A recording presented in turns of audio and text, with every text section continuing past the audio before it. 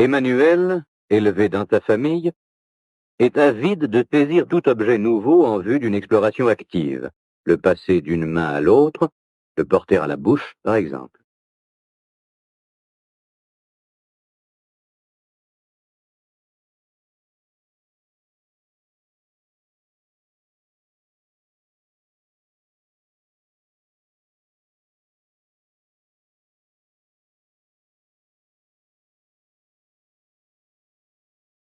Totalement absorbé par ces manipulations, l'enfant prête peu d'attention à son entourage. Christine, régulièrement confiée à une crèche de jour, ne semble pas présenter un comportement différent de celui de l'enfant précédent. Elle saisit les cubes des deux mains,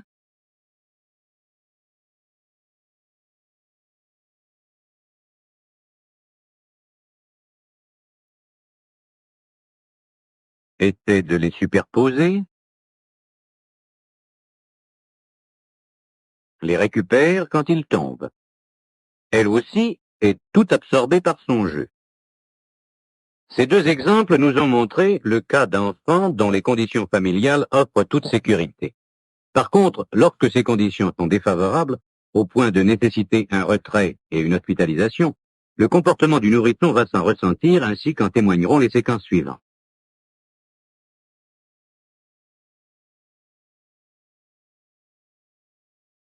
Caroline, dont la mère s'est médiocrement souciée, est anorexique.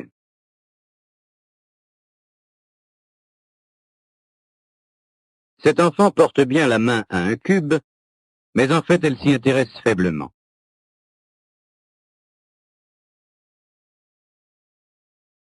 Très souvent, elle jette un regard interrogateur autour d'elle. Son exploration reste active, mais elle semble surtout préoccupée par son entourage. Dans les cas qui vont suivre, le souci croissant de l'environnement et l'inquiétude décuplée auront pour corrélatif un amoindrissement de l'attention prêtée au jeu. Par exemple, Véronique, également anorexique, manifeste son refus en écartant ses mains d'un geste d'évitement.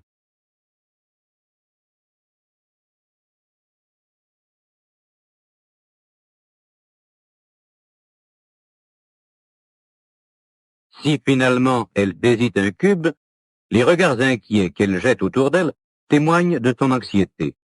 Son attitude est figée, elle ne joue pas.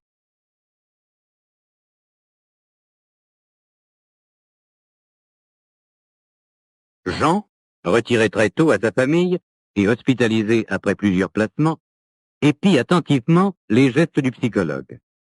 La carence affective dont cet enfant a souffert semble faire primer chez lui le besoin de contact social qu'on pourrait motiver par le désir intense de l'enfant de trouver un substitut maternel.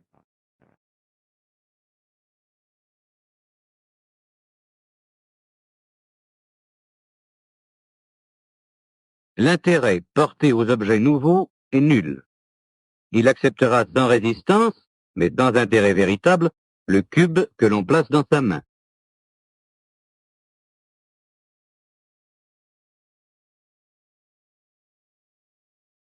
René, dont le cas est similaire, se tient immobile devant les cubes.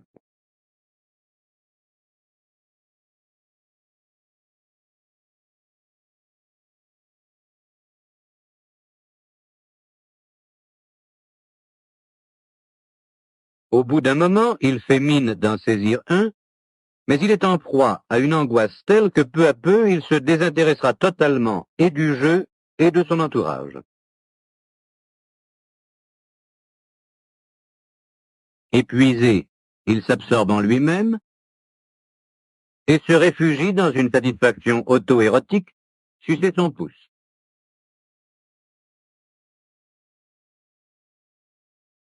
Annette, qui est aussi anorexique, a l'attitude figée.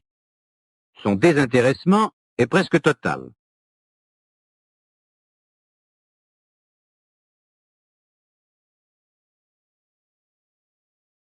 L'anxiété grandissante se traduit par des mouvements de lèvres, des clignotements et par une respiration irrégulière.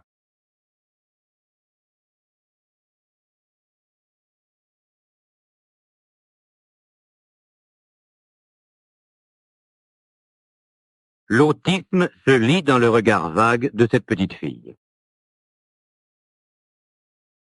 Nous retrouvons chez Colette, privée d'affection et de soins, les mêmes symptômes d'autisme et d'anxiété. Gestes figés, respiration haletante.